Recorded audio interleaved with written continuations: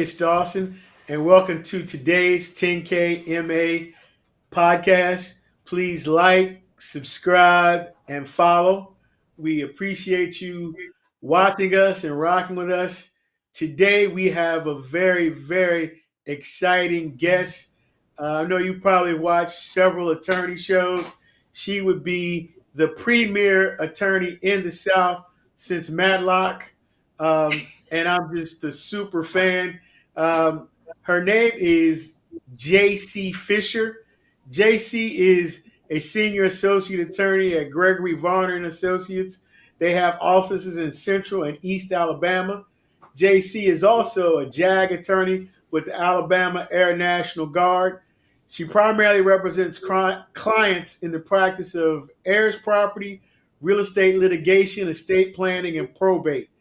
JC has a reputation for being a zealous advocate, advocating on behalf of Black farmers and landowners faced with involuntary land loss in Alabama since 2021. She serves as an expert roundtable uh, for the Federation of Southern Cooperative Heirs Property Boot Camp. JC is also an advisor on the advisory council for the Southern Risk Management Center. She serves as a consulting attorney for the Alabama Heirs Property Alliance and trains university extension professionals on understanding heirs property at the community level with a team that was created for the Social Research and Disadvantaged Center and the Socially Disadvantaged Farmers Research Center and the Policy Center out of Alcorn State. Shonnie and I had the pleasure of meeting JC during Heirs property training last year in Houston, and she is a dynamo. So we have an outstanding show today for you about heirs property and the opportunities to clear up heirs property. And let's get to it, and let's get JC out here. I'm going to start with, before we get to JC, I'm going to let Shonnie jump in there because I'm always taking up too much air here. So, this is the last thing I'm going to say, Shonnie. I am the best looking man on this podcast today. And that's true. Very true. Yes, when I first experienced JC, because it is an experience, I realized, good gracious, this lady is very, very smart and she knows her stuff. And it would be a privilege to have her to advocate for you, because I think that when you're in this type of space, and JC, you can attest to this, but when you're in this kind of space, you have to want to be in this space. It's not like it's easy. It's a challenge. Totally. It's a challenge every single day. Different families and things like that. And so it was just really a pleasure to experience you, learn a great deal that time in Texas. Yeah. So happy that you're here. Thank you so much. I'm so glad to be here. And what y'all are doing is so important and so part of the puzzle. And so I'm so excited to just collaborate with you all, and that y'all asked to collaborate with me. Yeah, well, we're thankful. Your energy and enthusiasm is quite infectious. And to hear you speak, to have all that power and energy was awesome and amazing, and to hear your passion for the people that you are actually fighting for and educating. And again, it is a fight, and I believe you are making a profound difference in Alabama, and we're so excited to be working with you there. Thank you so much. I'm excited to work with y'all. I think we've got some exciting things planned for how we can help these landowners. Ooh, yes. And it's much needed. And let's just jump right into it. Can you tell us, a lot of people want to know what heirs property is. So can you tell us what heirs property is? Yeah, absolutely. So heirs property, as we refer to it here in Alabama, I know up north sometimes they call it tangled title, which is a little bit different than heirs property. But With heirs property, it's property that's owned by a whole bunch of heirs. And so it's funny because sometimes people will come to me and actually spell it AIR, like heir property, like property in the air. In the And air. I'm like, no, it's literally That would be like me. HEIRS. And so a lot of people, they don't understand. I mean, it's what it sounds like. It's property owned by a bunch of heirs. And it's the title is unclear. It's usually inherited by a bunch of children, sometimes surviving spouses of a decedent or a person who has died that didn't leave a will. Or maybe they left a will, but the will did not leave any specific piece to one person. Maybe the will left the property to 10 children in equal shares. Well, that is technically creating heirs property. And so in the South, we see a lot of heirs property, mainly because a lot of landowners are dying without an estate plan. So they're dying without some type of legal document that says where their property should actually go. And so it passes according to state law, and that can vary as far as who's going to inherit. Usually it's all the children, including children outside of a marriage, inside of a marriage, and oftentimes the surviving spouse as well.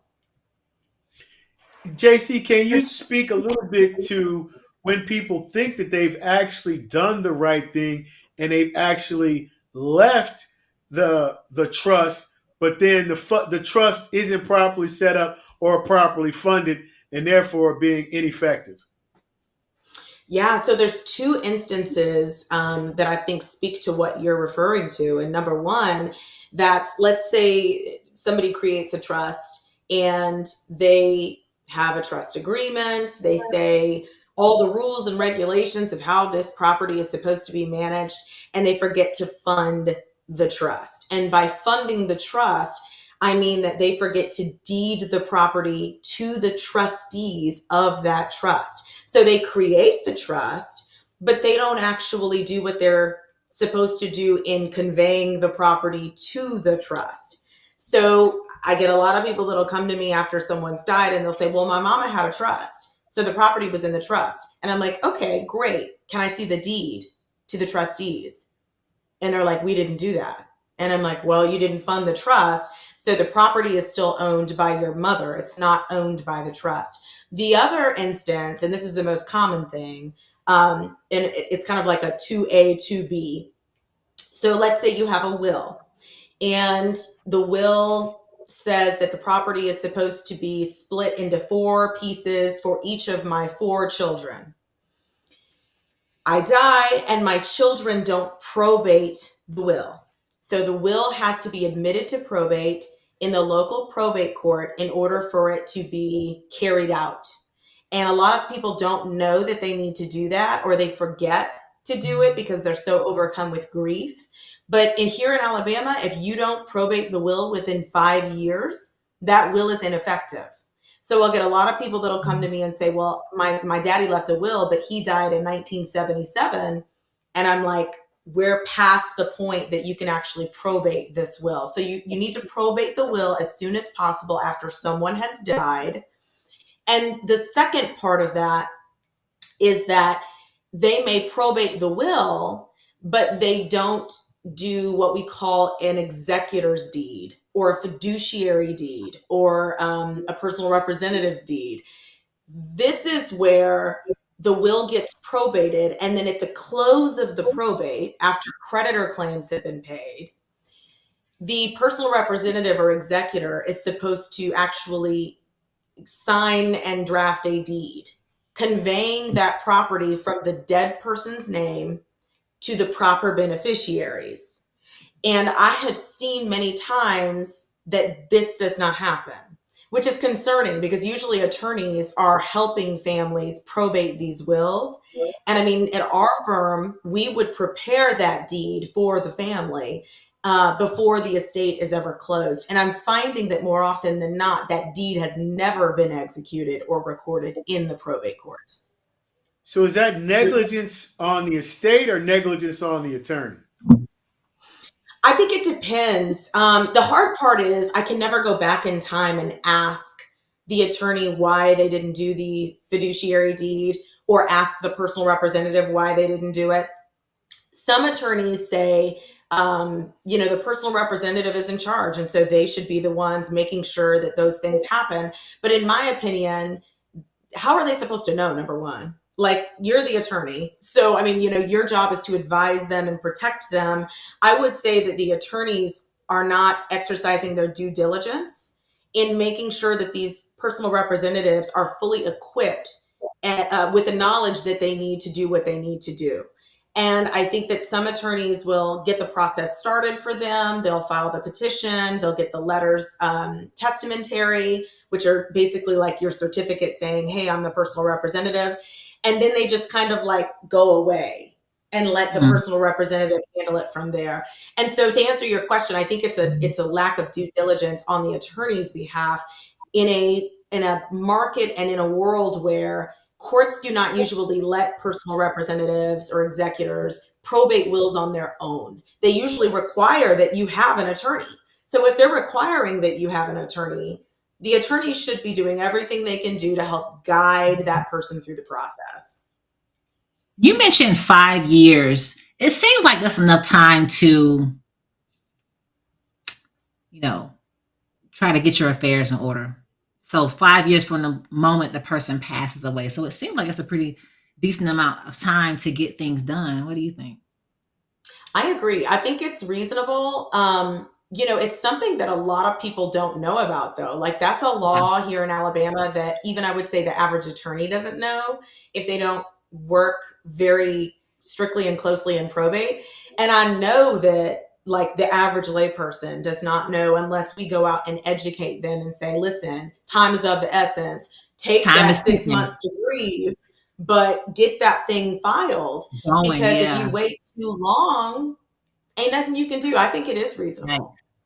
And then, but it's different in every state, though, right? It's 5 years in Alabama, yes. But we're in Georgia, so it could be different.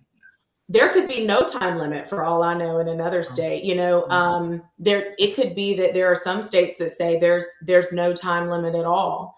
But here in Alabama, I think in the name of judicial economy and efficiency, they're trying to make sure that they don't have a bunch of wills probated 30 years later after more and more people have died. Like, if you're probating a will 30 years late, the original beneficiaries are probably dead. Like, then you're trying to figure out who are their beneficiaries. So it can really create more of a mess the longer you take to do that. JC, how do we get out in front of this to help people? I know what we're planning on doing with the Heirs property training and the Train the Trainer series and bringing exposure to the issue and opportunities, because a lot of people just are not aware of it. And then there's such a significant amount of loss in the Black community because of heirs property and people losing the property based on the fractional interest, and then being forced into the sale of the property once somebody sells that fractional interest. And one of probably the most heartbreaking stories that I heard was in Alabama when we were in training, about the family whose property had 400 acres that had been in their property since Reconstruction, and then lost it recently. And that just did something to me in hearing the story and the loss of value that goes along. And that's where I was thinking about the actual valuation process and how it's impacted in the heirs property. So one of the things that we'll be able to do with the Policy Center this year is offer appraisal services for heirs property, but also to offer market analysis for the after highest and best use for the estate in order to see what the maximum use is. And so one of the things that we have to do, even when you get started with heirs property, to even start the valuation process, you have to utilize a hypothetical condition to assume that there's something that isn't. And that would be that you have the fee simple and full bundle of rights that go along with the property, which a lot of people don't quite understand and how impactful that is. And if you don't have the full bundle of rights with the fractionalized interest, you can't even get disaster relief, a farm number, or anything else to help sort of mitigate situation and circumstance with the property. Can you speak to that? Yeah, so a couple different things. Number one, I agree that education is still so important, that we get out in front of communities and other community professionals and say, listen, we have an obligation to inform y'all and empower y'all with knowledge to know better so that you can do better. Okay, so there are still a lot of misconceptions and myths that the communities believe. I mean, I had a case where in a trial that was held in 2014, the elders testified that they were told that if they kept the property as heirs property, it could never be sold. This was an incorrect oral history that had been spread down from generation to generation and probably advised, unfortunately, by an attorney in Jim Crow that did not have their best interest. And so we have to continue educating people so that they can be armed with knowledge. But number two, as it relates to your appraisal comment, it is so important to have a good appraisal. And I want to talk about why it's important in this heirs property space. There's a few different reasons. Number one, we use appraisals to clear title. I mean, they are an important part of the clearing title process. And so when we're trying to accomplish what we call intra-family buyouts, where one family member is purchasing the interest of another family member so that they can reduce the number of heirs and consolidate the title to make it clear, how do they figure out what to pay? Like, what is the purchase price of that person's interest? Well, what we do is we take the value of the property multiplied by the fractional interest that that person owns. And so we can't even determine a buyout price without an appraisal.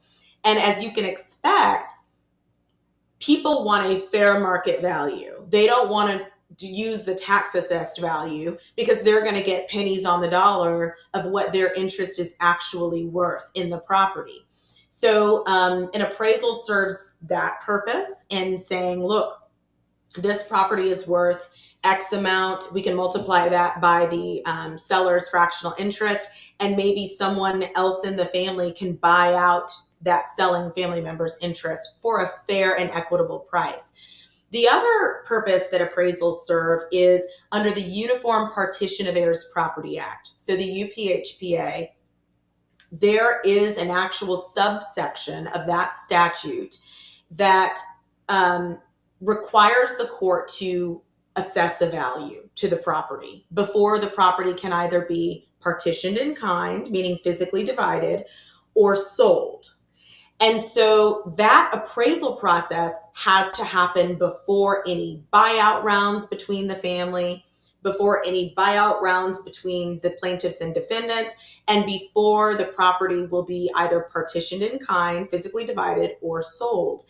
And so that whole process is where a judge actually appoints an independent appraiser to appraise Has the property. Uniform Petition Properties Act recently been updated? It has been recently updated in New York.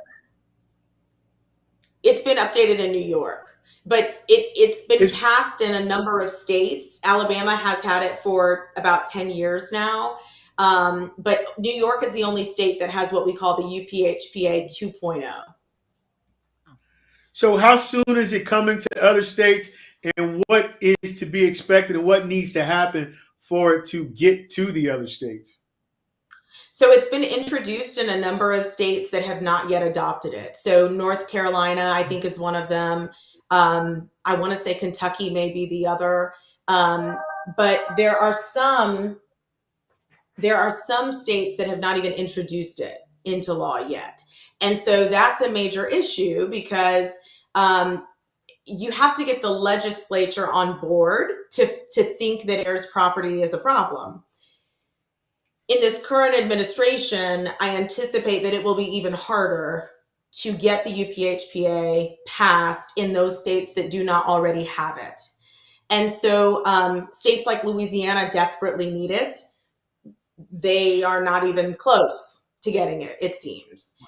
Because again, heirs property is an issue that disproportionately affects minority landowners and socially disadvantaged and socioeconomic landowners. And to get the legislature to really care about that has been a significant challenge. But not just the legislature. States like North Carolina do not have the backing of their local bar. I mean, their local bar does not want to see, I shouldn't say that. Their local bar has opposition to the UPHPA being passed. And some of the reason for that is the UPHPA adds these extra requirements that judges and clerks have to satisfy to ensure that defendants and landowners are afforded due process so that they can have a fair chance at keeping their land before it's ever sold to a third party. And it does require a lot of extra work on behalf of the judiciary and the staff of these courts. And so that is some of the reason for the opposition from the bar in North Carolina, for example. But it's been weaponized to take property from Black and brown people over the years. And you said undervaluation. There's also been instances where the municipalities have overvalued the property for tax purposes to burden the estate that way, and people have lost their estate and heirs property because they were overtaxed. And recent studies show that Black and brown folks are overtaxed to almost 15%. It's the only time that they experience a high valuation is when it comes to property taxes, and they overtax and disproportionate representation from the benefits. So the work that you're doing in the updating of the UP, I know I'm about to mess that up. Is so important, and okay, it's important and critical, and it's also an opportunity for us to bring awareness as we tour the country, informing the community on it. And what is the organization of attorneys that you are a part of that specializes in heirs property in all the different states? So that organization is called HAPPN, HPPN. It's the Heirs Property Practitioner Network. It's a network that we developed, I would say about 2 years ago. It started at a Federation of Southern Cooperatives boot camp where Fran Miller from Vermont Law School brought a bunch of us together, a bunch of attorneys together at this boot camp and organized this network. Now, we're not formally organized, but we are very involved. We meet monthly, sometimes more than once a month. We've already had one in-person retreat at Wake Forest Law School. We have another one coming up in October, and we've spoken at many, many events, including the Professional Agricultural Workers Group Conference. We've spoken at Boston Law School, where Thomas Mitchell, who authored the UPHPA, had a racial wealth gap conference. And we're very involved in brainstorming and supporting each other in this work, since it is so specialized and it's such a small group of us. Now, Thomas Mitchell, he's out of Boston College of Law? He's at Boston Law School. Yes, sir. Okay. And his initiative is on land, housing, and property rights.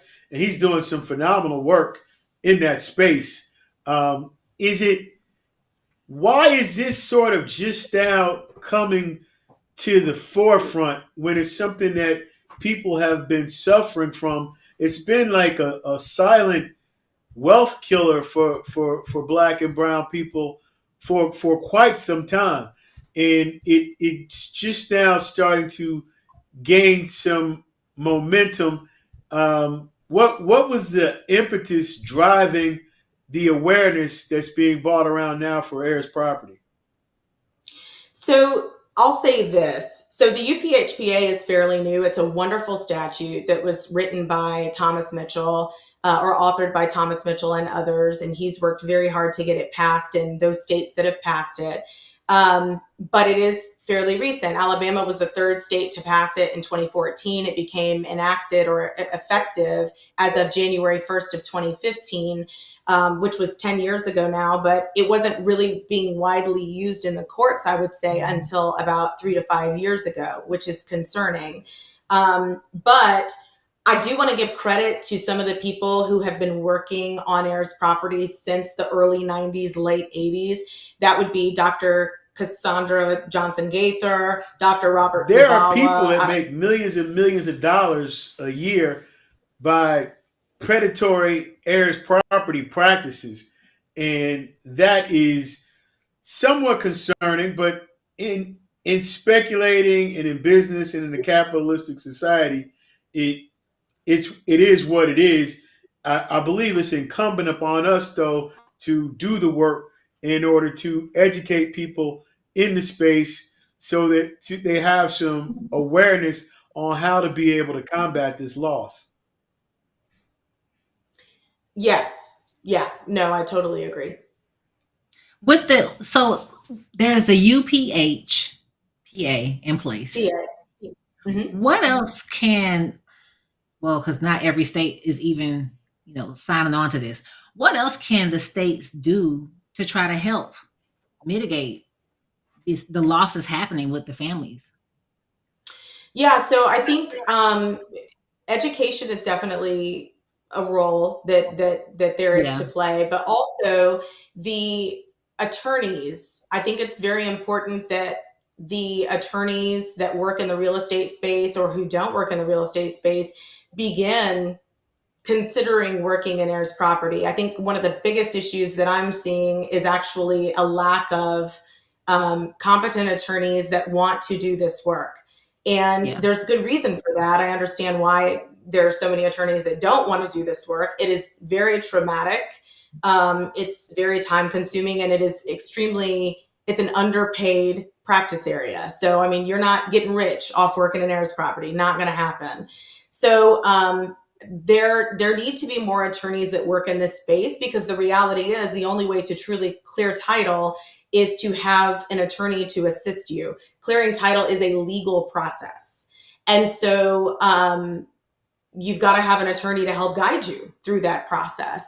And so part of me thinks that, I mean, there have been some pro bono clinics and some law school clinics that have come up that provide pro bono legal services for landowners to clear title. But they're limited in what they can do because the grants that they receive only allow them to go so far in their assistance and legal services. There are also private attorneys like me who do this work and help people clear title from the very beginning to the end. And these landowners do not have the money to pay for legal services, but there are no grant options available for private lawyers to provide these services. And there are some things that private lawyers can do that pro bono lawyers cannot. And so I think that there needs to be a rally around how we fund the clearing title process, and all of this private money that's being poured into heirs property. I don't know where the money is going, but I hear about it in the news all the time from larger organizations. I would love to see them pouring into attorneys that are actually clearing title and are actually walking that process, and not just talking that process. So right. that's some of I the think things I a think couple states of can banks do. have some initiatives now that they're working on. And then the Federal Home Loan Bank, I know, is doing some work in that area. And I guess the Federal Home Loan Bank out of Atlanta covers the Southeast District. Where would you say the largest concentration of heirs property is located? So the Federal Home Loan Bank did run out a funding program. The awards were supposed to be announced in December, and it's February. So, we have yet to see that money. I'll just say that. Okay. So, I mean, there's been a lot of like initiatives that have been launched, but they have not been launched. You know what I'm Right. saying? Mhm. So yeah, there's that. And then there's, the heirs property relending program, which never rolled out. So, that was what it was.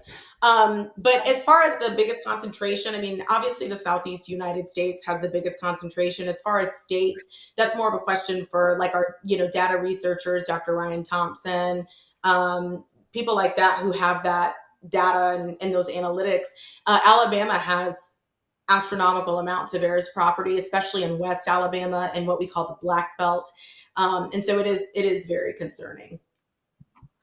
What is the difference between, let's say, heirs property and heirs real estate? Is there a difference? No. So, as opposed to land and the farms, and then would you go north and northeast or west where it's more housing and real estate? So what you're referring to is urban heirs property versus rural heirs property. And so Yes. that's what we refer to it as is urban heirs property in our cities and larger towns, and then rural heirs property, which is what we call your big white whales, the huge pieces of acreage. There is a difference between urban and rural heirs property in that there is much less likelihood that you will get what we call a partition in kind, that physical division I was talking about for urban heirs property. If you've got a brownstone and it's urban heirs property and it's owned by a bunch of heirs, you can't chop the house in half like a cake. It's not really eligible for any type of partition in kind. It's really only eligible for sale. And so in that situation, the way you would work an urban heirs property case is kind of different than how you would work a rural heirs property case. With rural heirs property, you've got more land to work with. You've got more pie to slice. And so that is kind of more of an option for some rural heirs property owners. It is not an option at all for an urban heirs property owner. So that changes it up significantly. Yeah, As it far does. I as mean, and even under with the Majorly. EHPA, yeah, the valuation, it changes it up because it changes the inability to fractionalize the interest and sell off the pieces is interesting. But where do we go from here in order to, how long does it take to clear the title? And can you walk us through the steps of clearing the title? yeah. So clearing title can take a long time. Sometimes it's if you've got less heirs, like say you've got less than five, it could be less of a time, because a lot of it depends on the family, to be completely honest with you. A lot of it really just depends on if the family gets along, if the family is on the same page. Most of the times they're not. And so if the family is on the same page, we can get it done fairly quickly. If they're not, you're looking at sometimes years. I've cleared it as quickly as 6 months, and I've seen it not be cleared. I mean, I guess the longest case I ever had, I didn't come in until the 18th year, but the Woodson case out of Auburn, Alabama, or Lee County, Alabama, was a 19-year case. And that is probably the longest case I've seen. But the process for clearing title for me really begins with, number one, a consultation. And you should absolutely consult with an attorney.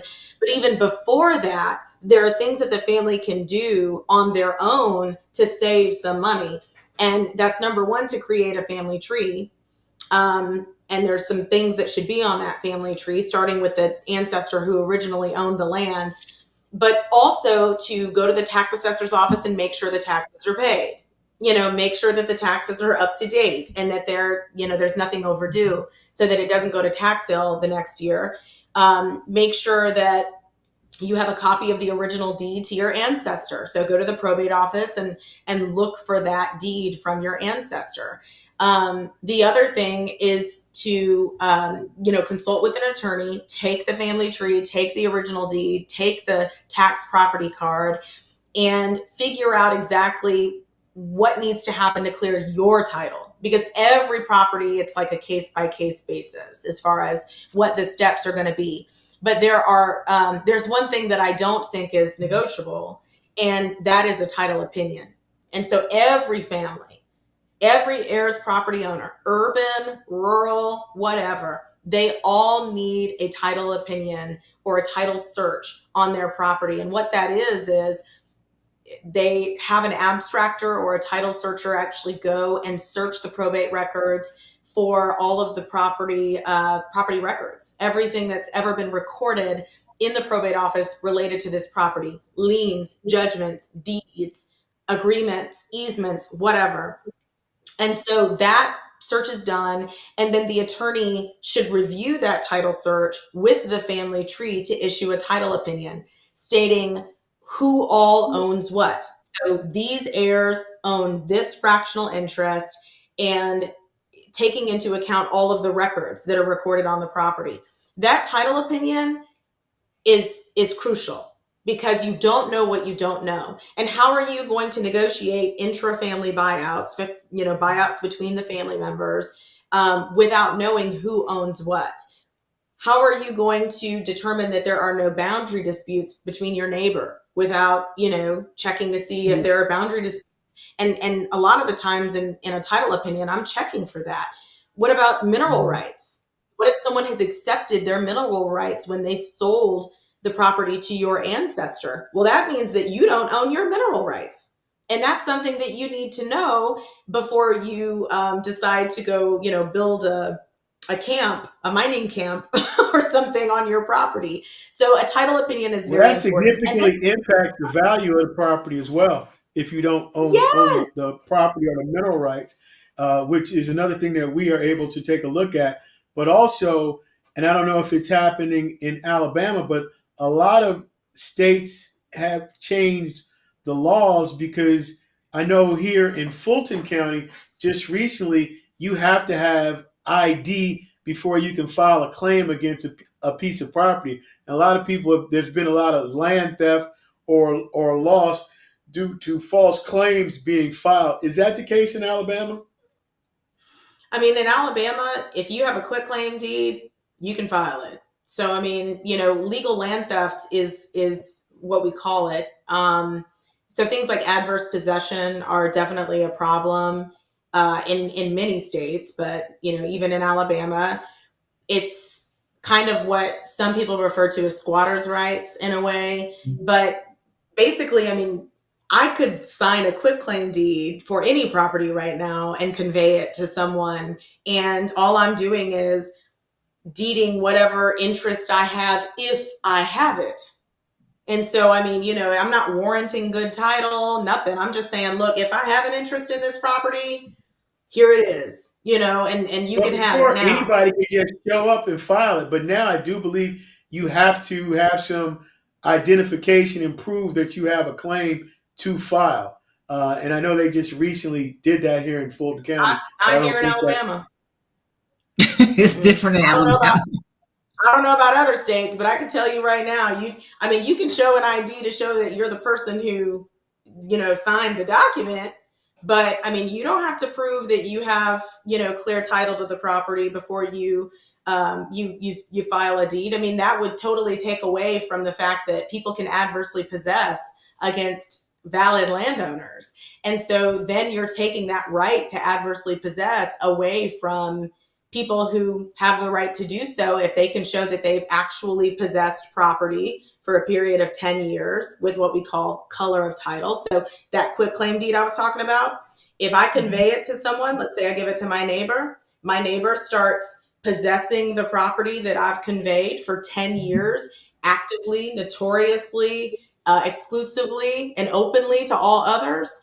and they start paying the taxes on that property for 10 years, they can file a claim for adverse possession in the court to say they're now the lawful owners.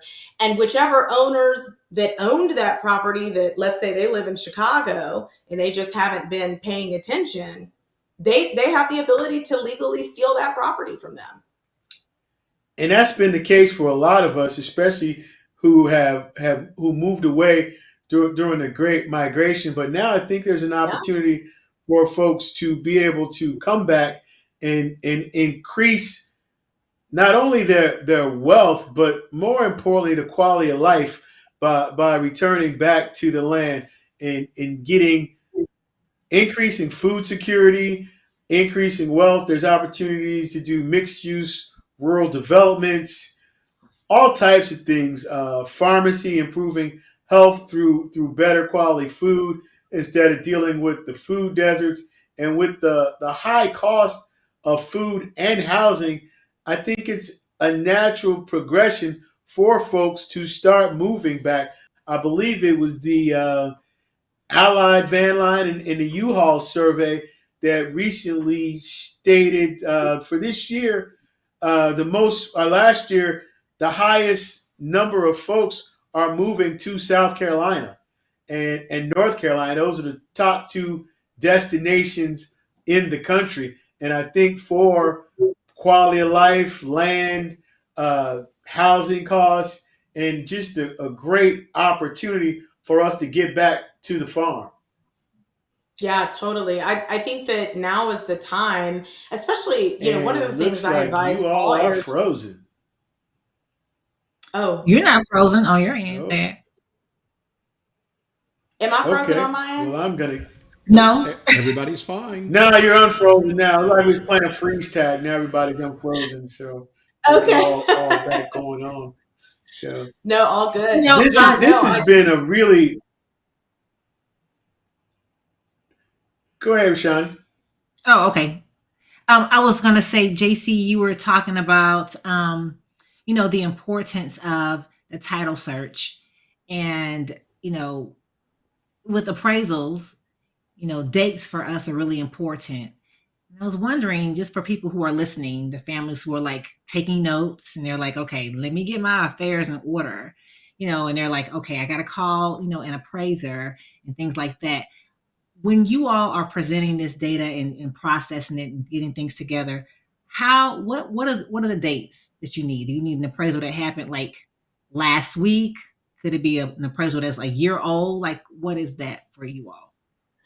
Yeah, so that's a great question. I'll do two different scenarios where we usually need the appraisal. Number one is when we're getting ready to coordinate those intra-family buyouts, buyouts between the family.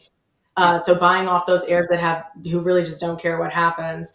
Those heirs want the most recent appraisal possible. So they're wanting, usually the way it'll work practically is that we'll do the title opinion and the family will begin polling each other to see, okay, who wants to keep an interest in the land, who wants to sell.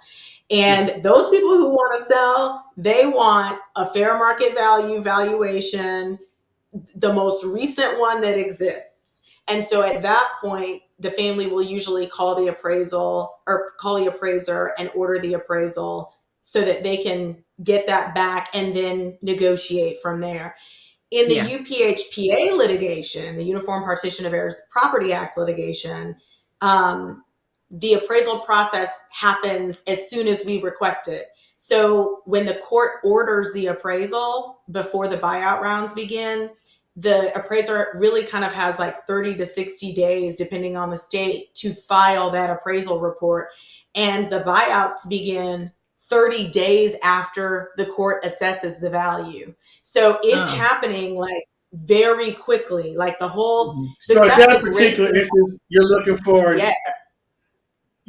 an as is effective date. Is there ever a time where you're looking for a retroactive date? No. Okay. Well, I'll say this. The only time I have ever seen a retroactive request is when someone is sued for what we call contribution. And when someone is sued for selling timber, that they should have split the proceeds with their other family members and they didn't, the family members will sometimes want to know, okay, well, what was the price of timber when the price of timber was high? And the cost of timber varies year to year. And so when you're trying to determine the value lost from a family member that did not receive their proceeds from a clear cut or a select cut, Well, that's they may important want too, to know because what I was that saw a timber worth case years ago. where somebody bought a fractional interest, and with their fractional interest, they sold all of the timbers, and they did not have to reimburse the other fractional interest owners because they had just as much right to the timbers as the other. So it was like who got there first, and they couldn't file like criminal charges. So is that a thing? No. So it's not criminal charges. I guess it could be if you were looking And at I theft, think but you all are it's not frozen. really criminal. It's more of a civil action. So there's this legal theory called contribution. And so that person could have sued for lack of contribution, but a lot of people don't know that. Like, that's the thing. The average person does not know how to do that, number one. And number two, that they can even go to an attorney to figure out, well, what is my cause of action? And the cause of action is typically contribution.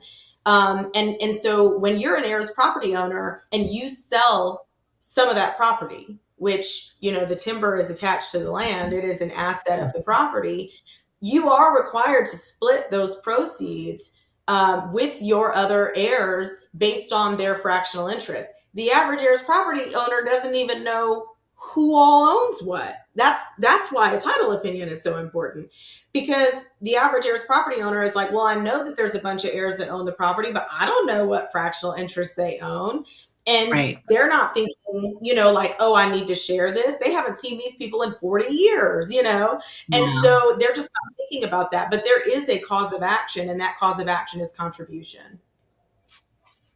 So I think that one of the things that we talked about in the training was this needs to be an essential part of every family reunion, a business I meeting, agree. talking about the heirs property. And I mean, we can do that after the potato salad, after the dance contest, after the apple pie Yeah. contest.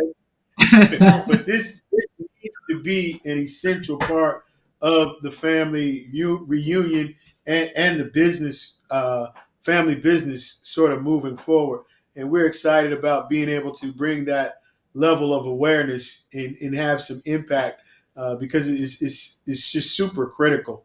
And I am just Yeah. really grateful and thankful for you coming on our podcast today. I am looking so forward to continuing to work with you in the future. And Miss Shonnie, I'm going to let you go ahead and close. Oh, don't forget to like, subscribe, and share our podcast. And please spread the word. And we really appreciate it. Shonnie, I'm going to let you take us out. And JC, do you have anything else you want to say before Shonnie take us on out of here? Well, I think that, I want to encourage everyone, especially if you're a professional watching this podcast, to collaborate with people that work in this space that may not do exactly what you do. So lawyers, we cannot do it without title searchers, abstractors, appraisers, surveyors. We cannot do this work without the involvement of other professionals, real estate professionals, including realtors. Realtors, we have to enlist in lots of different situations. And it's the same for other professionals working in real estate. Don't take for granted the fact that clearing title is a legal process. And so, keep an attorney on call. We all need to work together to make this happen. We're not going to be able to do it on our own, especially now with the new administration. It is more important than ever for us to have a sense of community and for us to collaborate to actually get stuff done. And we're going to have to get creative. The grant funding terminology has changed very much. We just did some grant proposal evaluations as part of the Southern Risk Management Education Center. And there was a lot of terminology that people are going to have to start taking out of their grant proposals. And that's going to go for other things. I would imagine that would extend to tax exempt status with the IRS eventually. So let's all collaborate and get creative about how we can help these underserved communities retain their land and put a fill in the racial wealth gap. And we are doing the same in the rebranding. We are rebranding. Our new website is 10kma.org. So we are changing our branding to the 10kma Foundation, 10kma Appraisal Foundation. So that's a part of our rebranding with everything that's going on in the space. And everybody is repositioning so that we can have successful outcome for our community and the people that we are impacting and trying to help. And Shonnie, I said you were going to close us out and take us home, but I wanted to make sure I made that one last little point. Yeah, absolutely. Well, in the real estate space, we're working with clients who are experiencing having to sell property that belongs to family members and things like that. And so what I have found is that the word is getting out. People are really preparing themselves. People are really out here doing what it takes to make sure that they can convey their property properly. And so being able to have to know that it's time to start asking questions. If you're watching this podcast and you're thinking to yourself, I don't know what they're talking about. How do I get started? Well, you got to ask for help. You got to ask for help. You got to reach out to attorneys. You got to reach out to people like Thad and myself to figure out, where do we start first? How do we get these conversations going so you can protect your family's interests? These families have had property in the family forever, and you don't want to mess around and fumble it. That's not what the ancestors want. So I encourage anyone who's watching this podcast to go ahead and reach out to us. Get the conversation started. Let's figure out how we can assist you, point you in the right direction. We don't have all the answers, but we do know people that can assist you with making sure that you protect the interest of your family's property. Yeah, that's that. Absolutely. Well, that's it. That's our call, folks.